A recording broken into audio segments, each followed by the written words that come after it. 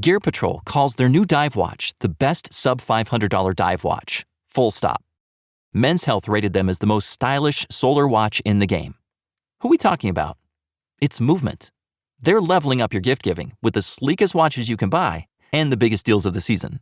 From their innovative ceramic materials to sexy automatic divers, from ultra-thin dress watches to solar-powered statement pieces, and everything in between, Movement is making sure you're the good gifter this year for your family, your friends, or for yourself. And now you can take advantage of 30 to 50% off Movement's California clean watches, jewelry, and accessories to get them a gift they'll never forget. With fast, free shipping and returns and amazing bang for your buck, Movement makes for a relaxed shopping experience. And with one-size-fits-all watches, it's an easy, elegant gifting experience too. Shop 30 to 50% off now at MVMT.com. That's MVMT.com.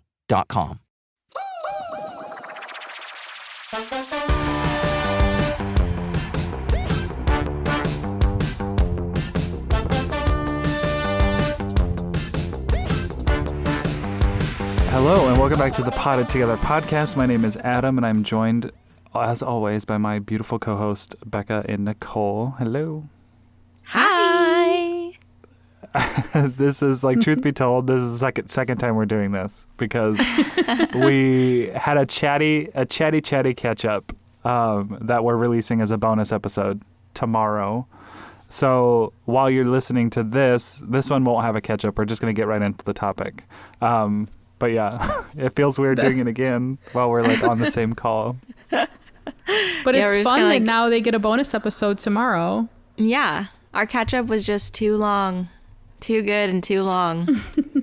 Okay, so today's topic, we're talking about managing expectations when buying plants online. And at the end of this episode, we're also going to get into a few listener questions. We say this at the end of every episode, but I'll put it in the beginning. We have an email, so if you have any questions, personal or plant-wise, that you'd like, just email us, pottedtogetherpodcast@gmail.com, and we're going to try to tackle a few of those at the end of each episode, and today we're going to get to a few of them. So feel free to email us your questions, pictures of your plants, if you have questions about what's happening, just all the info. But yeah. So, the topic, managing your expectations are hard. They're hard because everyone has their own. And yeah. But, I guess, how are we going to format this? Do we just want to talk about? Like what each of us expects when we order a plant online, or maybe what we're looking for and what what does a good order look like? Finish. Oh yeah, from start to finish. Yeah. Mm-hmm. What does a good order look like? What does a bad order look like? What to do if you have a bad experience? Okay.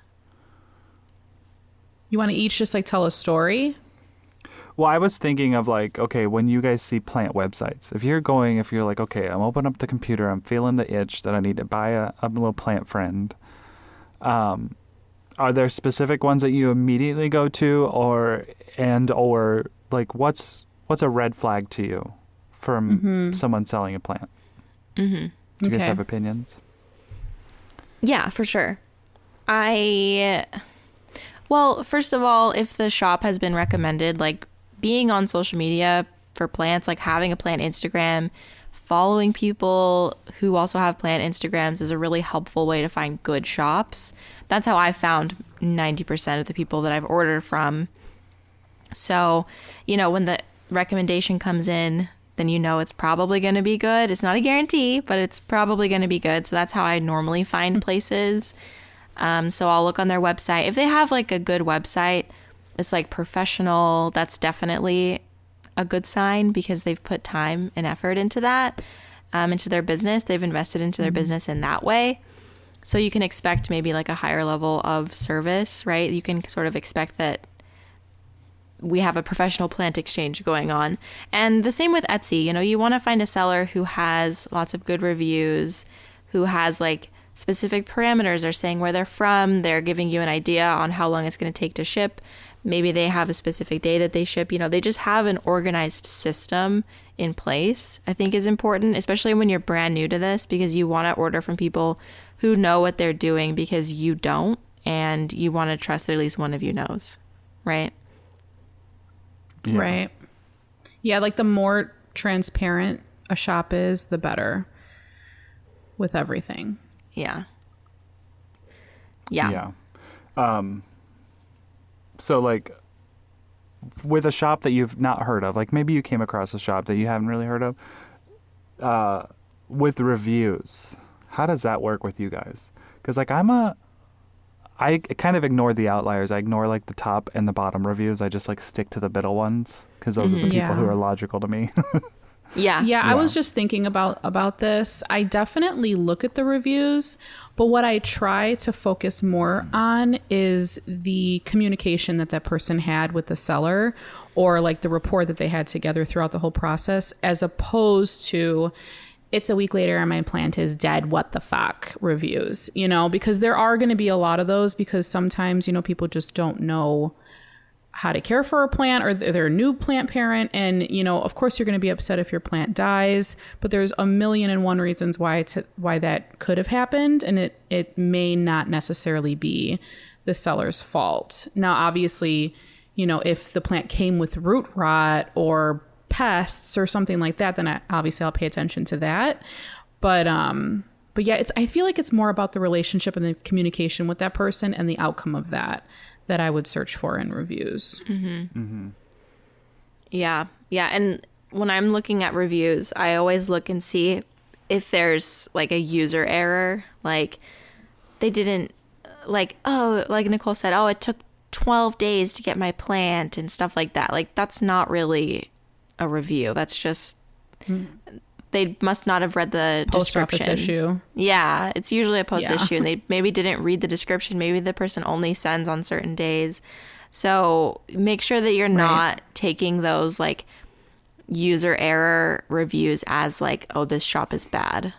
Yeah, because reviews as a business myself will make and break a company in a matter of just a few reviews. And it is really sad and some people can leave fake reviews. I mean, you just never know. So while it is definitely good to read reviews, you should take certain ones with a grain of salt and not let that be the number one reason why you should or shouldn't buy from that shop. Mm-hmm. Honestly, I don't think I've ever had like a plant horror story. Like, I don't think I've never ordered something online and had like it be terrible.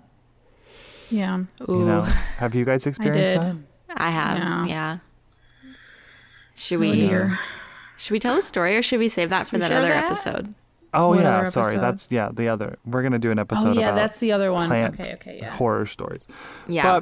But so I guess like what I was trying to get to there is like I've never really ordered plants online and had like my expectations maybe I have low expectations, but I've never really had them not get met because they were packaged nicely, and all of that stuff. But I think I know where you're trying to go. Like what you expect down to the simple things when you're ordering a plant. Like, yeah, I would expect it to be packaged properly, right? Mm-hmm. Like not just thrown in a box where there's no stuffing, fluff around it or whatever you're gonna stuffing. I don't know the word I'm looking for. So yeah, like stuff like that. Like what would we soil's not expect? flying everywhere inside the box, which I mean, it's going to happen sometimes. But I mean, if it's everywhere. Oof. So, okay, packaging wise, usually with shipping, you hope for 2-day shipping. I mean, that's just a seller should always do 2-day as quick as possible shipping. Like you don't throw it in the 7-day mail and expect the plant to be okay. You just can't do that.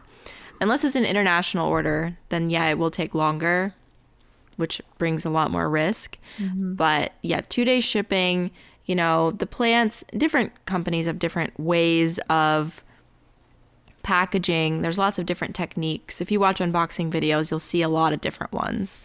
But you want the plant to be adequately padded and also secured so it's not bouncing around in the box. just as a rule of thumb, that's like a pretty good basis if the company knows how to package well.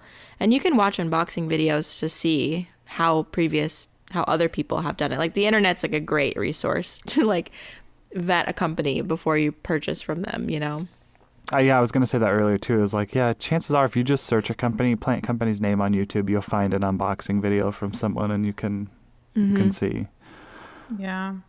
But kind of shifting into that international order thing, like the managing expectations there, like you basically should expect your plants to arrive in like really bad shape because I mean, not to be like, oh, it's awful, because it's like I have plants from overseas and they're happy and healthy now, but it was a process. Because if companies are shipping plants legally, meaning they're doing the inspections and getting the phytosanitary certificates, those plants are like ripped out of their soil, cleaned off, dipped in really, really harsh chemicals because they want to make sure that like microscopic organisms, bugs, pests are not going to different parts of the world. So the chemicals literally kill everything. And then they're just like wrapped up and sent in like take a couple weeks to get to you. So usually the foliage of the plants is rough, right? I mean, is that what you guys have both experienced? Yeah, twice. Yeah, yes. Nicole had a pretty bad experience. I have never had like a plant be like fully dead upon arrival, but they have been like in either really great shape or just like definitely needing a lot of TLC. And, some of them didn't make it. So it's managing expectations with international orders is huge because you're kind of just throwing away that money. And if it works, it works. But and it's like really awesome. But if it doesn't work, like it's just the risk, the gamble. Yeah. And this could be me totally speaking. I don't know for sure if this is true, but I think COVID had a lot to do with this whole like dipping the plants into these chemicals thing, because I ordered twice from the same company. Well, I didn't order them. They sent me plants for free. And the first time they did appear to be okay. I thought they may have just went through some frost damage. This was like January pre-COVID. And then middle of COVID, they came completely black and they had a horrible smell to them. So I knew that something happened with the plants, like you said, Adam. So upon more research, the company reached out and said they were doing these like crazy inspections, sanitizing the plants and like all this different stuff. So there could be a chance that it doesn't go through that kind of a rigorous inspection and they could just pass it through customs. But the point is that you don't know. So like you really should just expect the worst. And I feel like it's the biggest risk because when you're ordering plants from overseas, it's a lot of money. There's usually a minimum and it's usually a couple $100s. You have to pay for a phytosanitary certificate. And none of it's cheap. And you're pretty much risking your plants arriving dead to the point of not being able to save them. So I don't know. Ordering overseas, I don't have really any expectation. It's kind of just like a crapshoot for me. Yeah. And that's where I leave it with that. Well, I don't know. Oh, sorry. Go ahead. I think that your situation was different than what it would be now, just because I think wasn't that towards the beginning of COVID? Yeah. That's when they were, like, because your plants are always going to get dipped in these harsh chemicals regardless. That's what the phytosanitary certificate is saying. Like, okay, we've managed. Oh, is it? Yeah, but Okay. with your plants, what they were doing at that time, because, there were so many unknowns in the world at that point, but I think they were actually using a spray sanitizer on the boxes and then also maybe heat treating them, like putting them through like a heat treatment to kill anything. Because at that point we weren't sure, like, is it staying on surfaces very long? You remember all of that like confusion? We were like, don't touch anything. Yeah. Like we were sanitizing our groceries. So like, I think your situation, it did suck, and your plants, like they were as black as that Thai constellation from Thrift. I know. But they usually just like arrive like in really poor condition, and you just have to spend some time give them some TLC, and a lot of the times maybe the leaves on them will not be alive for much longer, but you have like the stem it's gonna survive. It just takes a little bit of time. So Okay, Don't I didn't know that. I didn't know that that's what a phytosanitary certificate was. That they're literally dipping them in chemicals. I didn't know that. yeah. Yeah, they get like a chemical bath. So what do we think? What do we think the purpose is? It to kill just insects? Like, is there any other way? Customs? Is there? If you work for customs, let us know. Is there any other way that can happen? Like, because there's clearly plants in these boxes, so they're like, "Yep, let's kill them and then send them off." You know, like I don't know. Yeah, I think I it don't was think just there's another way. I mean, just yeah, sorry. the delay. Well, no, I was so just gonna say bad. because the mites that I have they're just so microscopic. So I think like there's no other way to guarantee that something is pest free, other than like dunking the whole thing into like a chemical to make sure that it's killed. You know. So, with that, that is why these plants that you can import for cheaper are normally so much more expensive when you can buy them stateside, because somebody's already gone through that risk for you. Someone already took that risk and brought them back from whatever stage they were in when they received them, and now have them on the shelf. So, for example, Jeff from Vintage Hill, he sells a lot of plants that he has imported and acclimated, but it takes, I don't know how many months, but 6 months maybe, and that's a big risk for the nursery owner as well. So I think it's important to support local nurseries who are doing that, because it makes our lives easier, and it helps a small business, and you can get to have that really awesome, beautiful plant without all the risk of it dying on the way home. So, Right. But buying plants online in general is very different from buying them in person. I think there's a lot of people who will expect to pull a plant out of a box and for it to look exactly like it would on a shelf at a store. And that's just not the case, because leaves can get folded, leaves can get damaged. Things just can happen in the mail, and then the shop owner is not always liable for that. They'll probably have some sort of disclaimer. Sometimes they're nice and they'll replace the plant if something happens in the mail, but ultimately they're usually not liable for if UPS or USPS just mangles the box. So manage your expectations and don't expect the plant to look pristine. Just expect for it to have a little bit of like the picture. Yeah. It's great when it does end up like that. It usually does, but not all the time. So don't expect that and then get disappointed and leave a bad review. Right. Because that's unrealistic. I guess another expectation of mine is anytime I order a plant online, I'm definitely expecting it to not have pests. And by pests, I mean not like, a little spider hanging out in the box, because that could have gotten in there anyway. I mean like full-on mealybugs, spider mites, thrip, anything like that. Yeah. I'm not expecting that. Check your plants if you're a seller. Check your plants before you ship them. It can happen. I mean, you can miss something. It can definitely happen, but that's definitely one of my expectations. Yeah. Pest-free is important. Yeah. Oh, let's talk about the roots. How do we expect the roots to not have root rot? Obviously, because if they're being packaged and shipped in a decent amount of time, then they should arrive to you, root rot free, right? Yeah, I mean, I guess that's a good point. I had bought in some philodendrons from NSE Tropicals, which is like a very well-known seller. But growing conditions in Florida are much different than growing conditions in the Midwest where I was.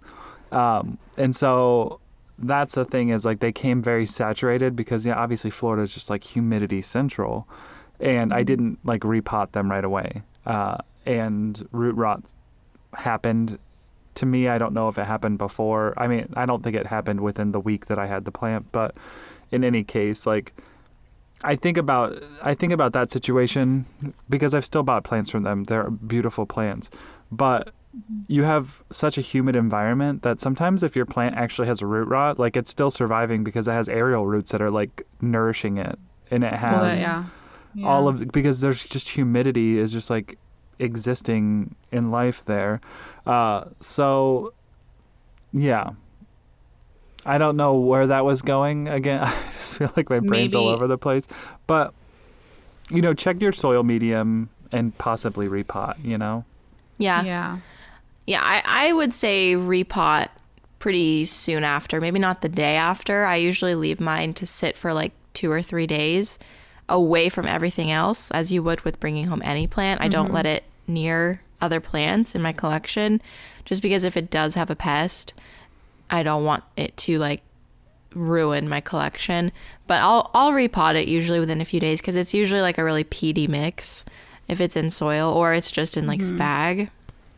So you want to have it in something else, especially if you're trading among friends. I feel like when you're trading among friends, people will often wrap roots in spag and stuff like that. And it's fine for a few days, but probably should get it into soil and like really check on the roots really well. Yeah. Also something that I just remembered.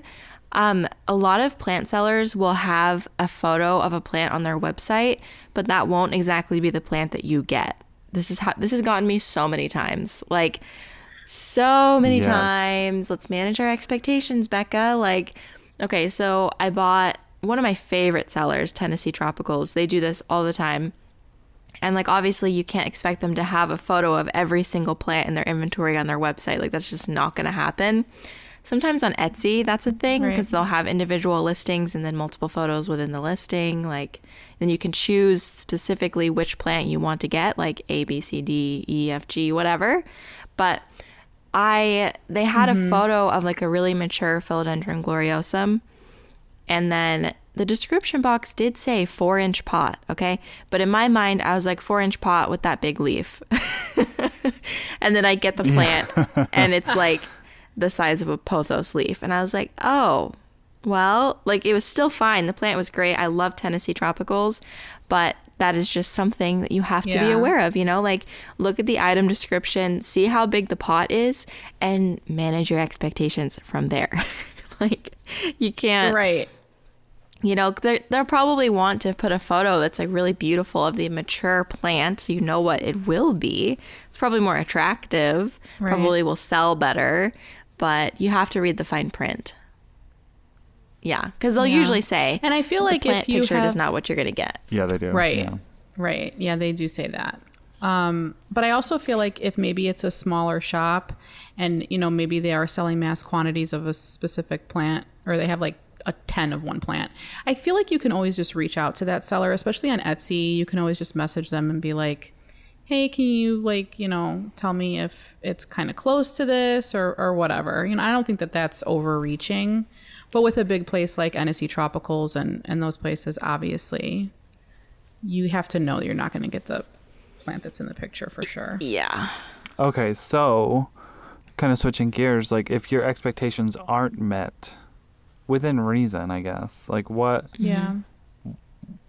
have or what do you think should be done? I think it depends on the situation, obviously. I feel like if the seller has done everything they say in their listing that they're going to do, and it, shipped in the amount of time the seller said it was going to ship, and there was no post office issues, and, your plant makes it there in good condition and then maybe dies a week later, I don't think that there's anything that seller should do about it. Even a couple days later, because I feel like as plant parents and buyers, we have to understand that plants do suffer some type of shock when they're being packaged and shipped. And even if the post office handled the plant with the utmost care, which we know is not happening, it's still in a box with 0 light for days. So there's going to be some type of shock it's going to go through.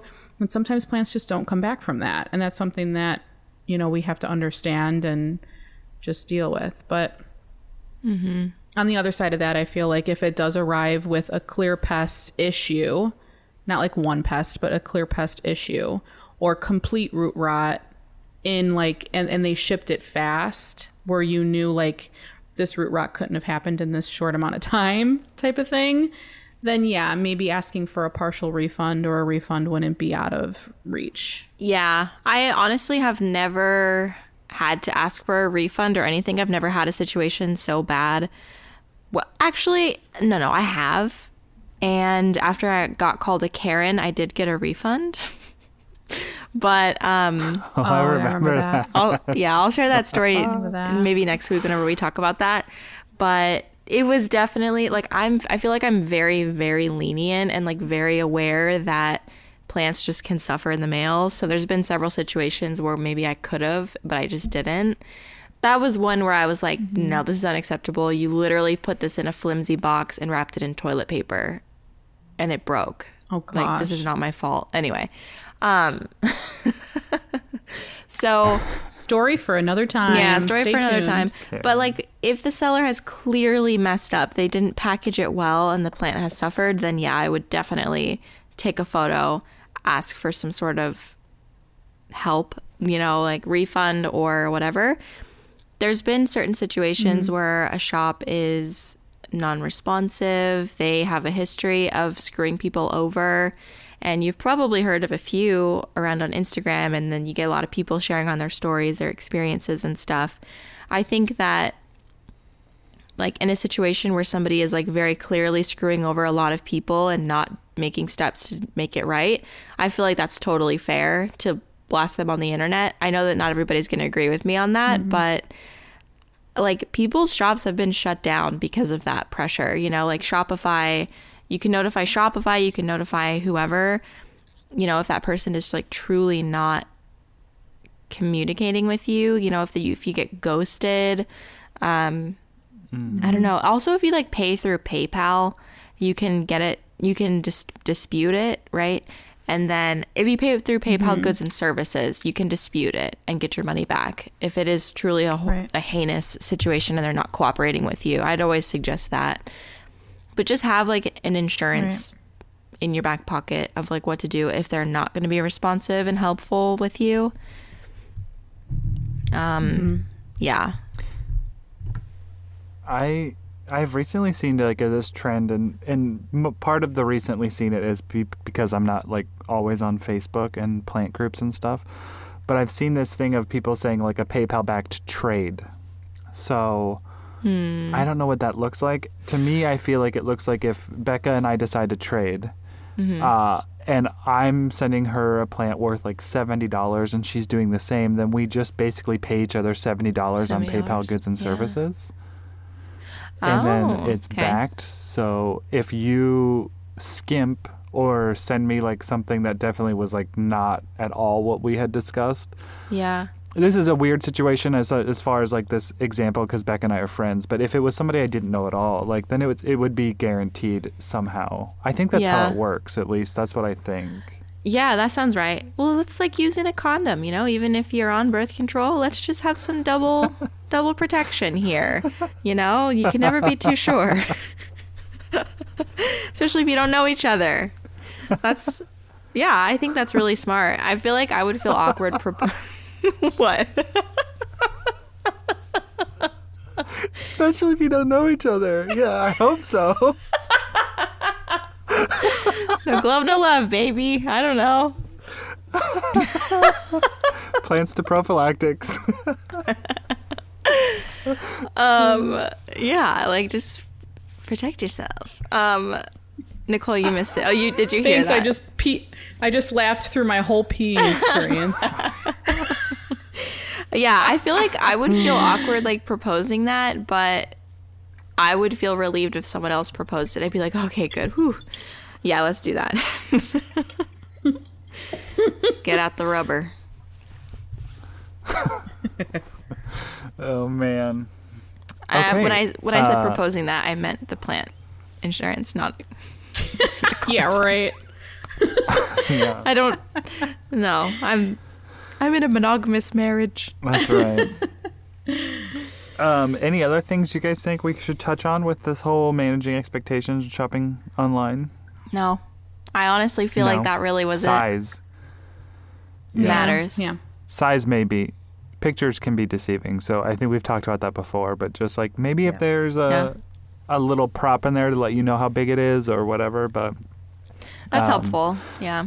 well, Measurements. I guess you kind of said that about the philodendron too, the gloriosum too. Like, you thought you were getting this big plant. Usually they'll tell you. Right. Yep. Okay. Read the fine print. That's the Should we moral of the story. Read the fine print. Yes. Read the fine print. Always read the fine print. And if it's too good to be true, chances are It is. it probably isn't. Or is. How does that work? It is. If it feels too good to be true, it definitely is too good to be true. Especially Yeah. with plants.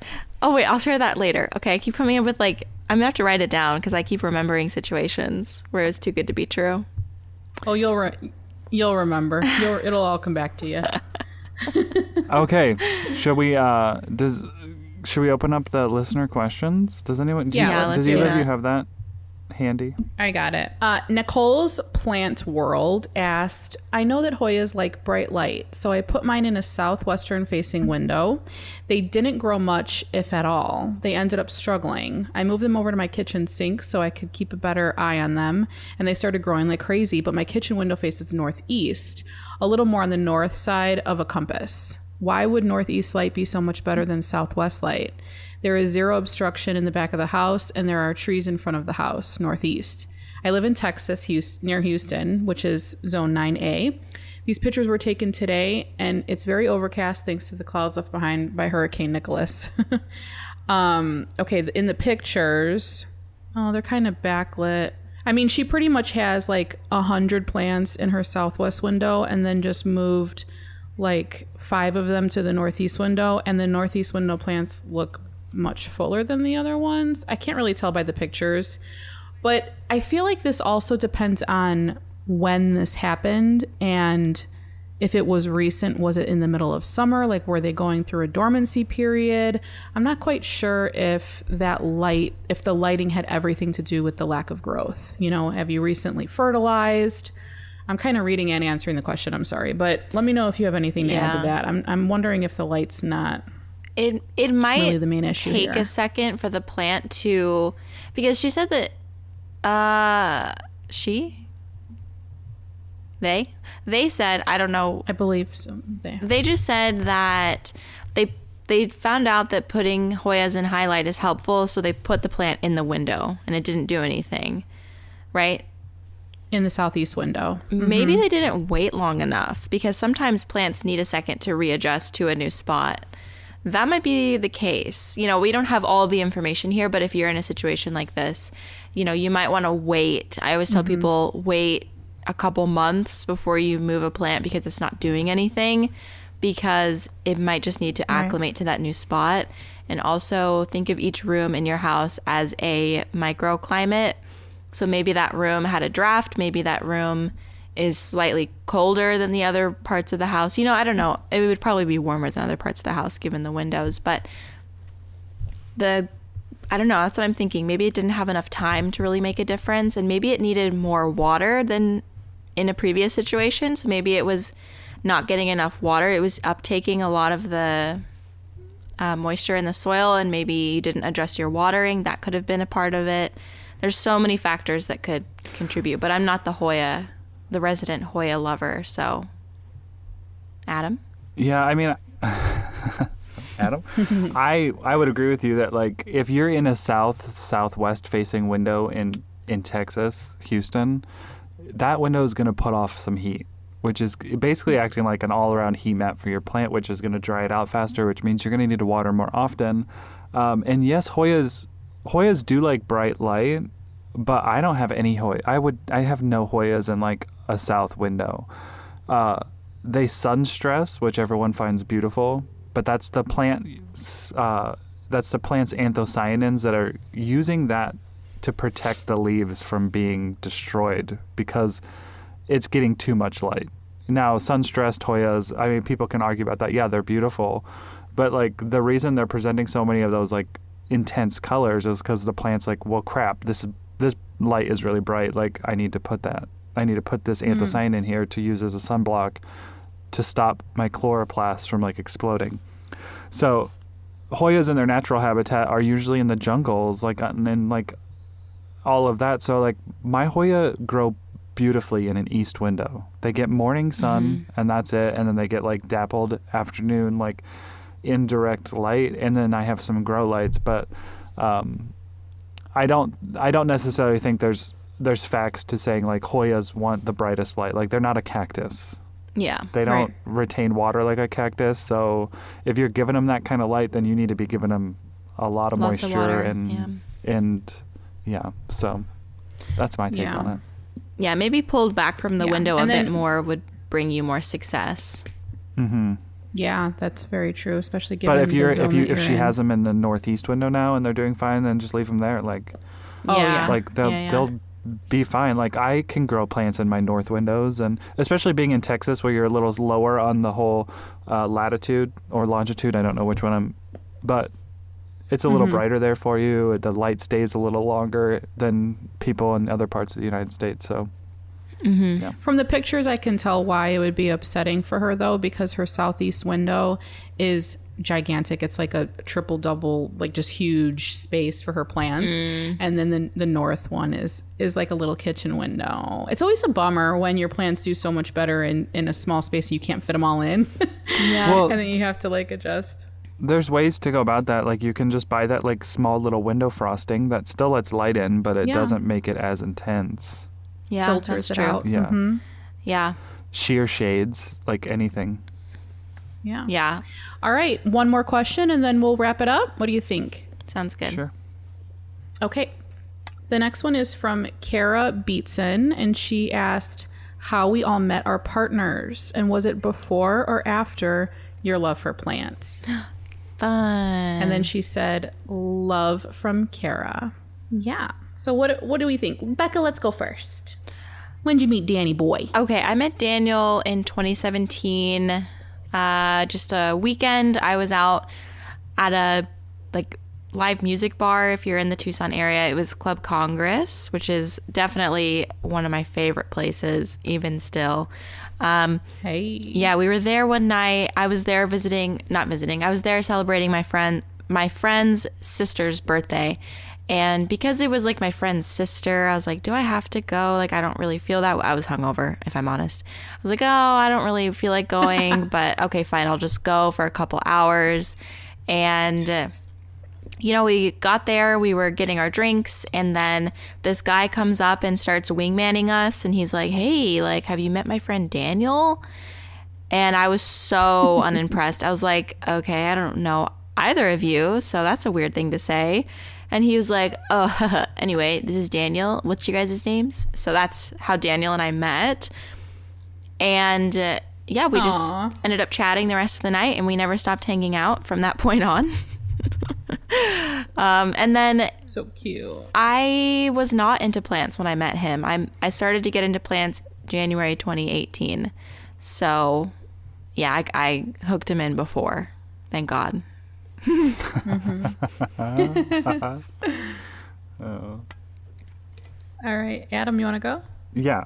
Well, I don't have like I don't have specific stories, but Steve and I were friends for a while before anything like was officially romantic. But we met through a bathroom stall. They had like a little hole in the wall. I'm just kidding. I was like, I haven't heard this version of the story. Stupid. I was like, wait. You haven't heard this one. Did you see how quickly I looked up? But yeah, no. I'm in a hole in the wall? This is how I teach people not to ask personal questions. Just kidding. Just kidding. But yeah, we were both super into like home brewing beer, nerdy stuff. And so we formed a relationship about that, and then eventually made it into like a romantic relationship. But I did not have plants when we first met, and we were away from each other for a while because he moved to Arizona before I did.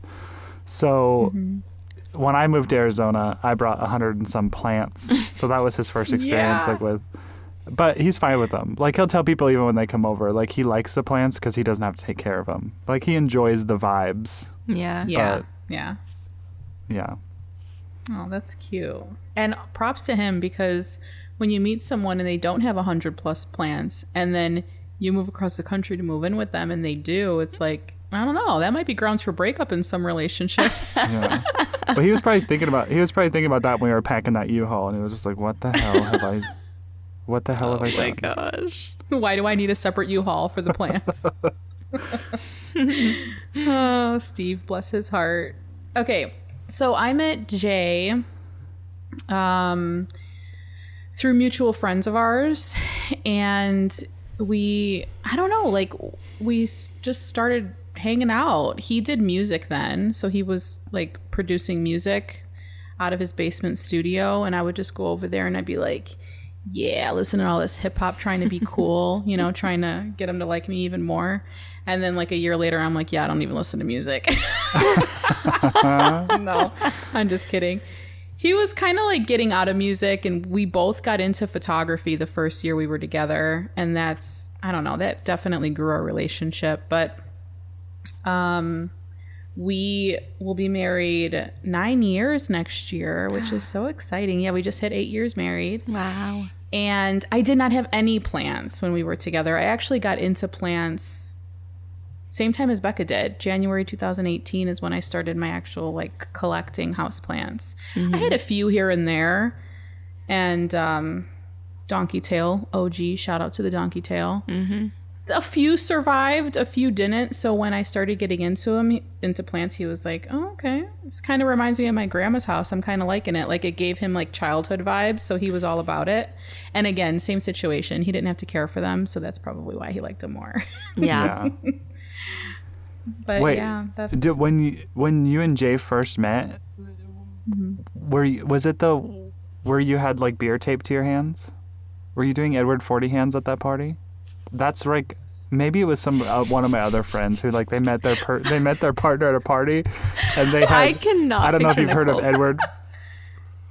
No, Yeah, that wasn't me. Okay. Were you drinking a big beer? Like, was there something with beer? Because I just feel like I remember a beer. Oh yeah, we drank beer all the time, and we would drink 40s. So maybe that's what you're thinking of if you saw a picture. Maybe in my head I was just picturing you doing Edward 40 hands, where you just had it taped. No, we did drink 40s all the time. It was kind of a thing. Yeah. That's so That's funny. so funny. Oh my gosh. Oh my gosh. All right. Thanks, Kara, for that question. Yeah. And We need as to always, have you them- guys can email us at... Oh, sorry. I was going to say we need to have them on the podcast. That keeps getting requested. Yeah. It does. Put Becca your face. What? Oof. It's the delay. When you Sorry. I'm just so sick of this I'm delay. tired. Like, I keep interrupting you guys, even though like, I'm not interrupting on my end. It's not that bad. It's horrible. No, it's fine. It's fine. It's fine. Okay. That your face was just really funny. Sorry. Well, that's kind of a shorter episode because, like I said, our catch-up is going to be a bonus episode this week. But don't forget to follow us on Instagram at Potted Together. On YouTube, we should have a video out, a propagation box video. That's We will. right. Yeah. Right. That's right. And submit questions to our email, pottedtogetherpodcast@gmail.com. And you can follow us individually on Instagram. I'm at NotDude, KNOT. We have Becca is at De La Plants. And Nicole is at My Clean Leaves. And I think that's all the housekeeping stuff. Yeah. Look for that catch-up episode, that bonus episode, and we'll talk to you next week. Bye. Bye.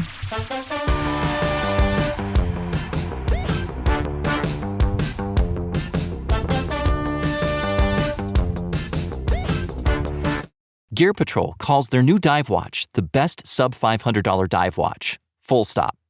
Men's Health rated them as the most stylish solar watch in the game. Who are we talking about? It's Movement. They're leveling up your gift giving with the sleekest watches you can buy and the biggest deals of the season.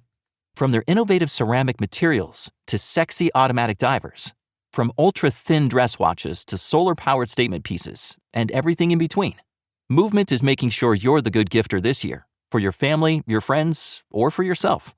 And now you can take advantage of 30 to 50% off Movement's California clean watches, jewelry, and accessories to get them a gift they'll never forget. With fast, free shipping and returns and amazing bang for your buck, Movement makes for a relaxed shopping experience. And with one-size-fits-all watches, it's an easy, elegant gifting experience too. Shop 30 to 50% off now at MVMT.com. That's MVMT.com.